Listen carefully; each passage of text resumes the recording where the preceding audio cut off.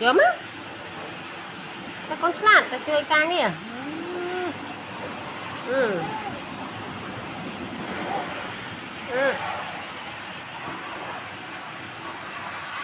Ê, ngồi lại đây chứ nè. Ê, bóc rồi bóc của ma tới cái ôi anh đây chứ nè. Đây, tao năng chứ nè. Ừ. Hai mấy cái anh đây thầm thở ở đây cho ta khóm tóc khóm tung luôn mày. Hả? Có ăn đây chứ nè. Rồi mẹ em này. Tới đây đây thêm mấy đây nữa. Tới đây từng chân á. Lúa à, đây cho cạch.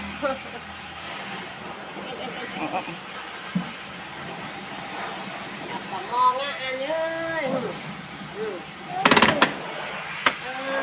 Nè, rồi vô xay đi rồi mai kia nè. Chân cái nè. Kia đây. Kia đó nè. Đồ man cái ô đây ta đưa cho nó tới ăn.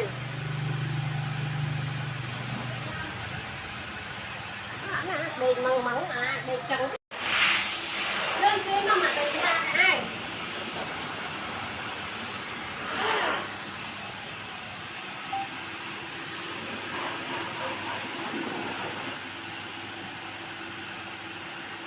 Chớm á. Ta con slat ta chơi ca nè. Ừ. Ừ.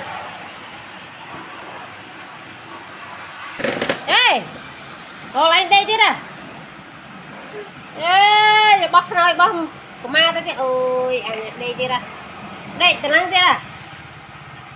Ừ.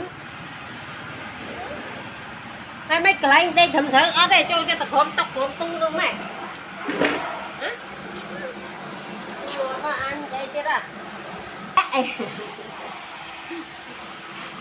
Rồi mẹ em này. Tới đây đây thêm mấy đây nữa. Tới đây từng chân á. Lúa à, đây cho cạch.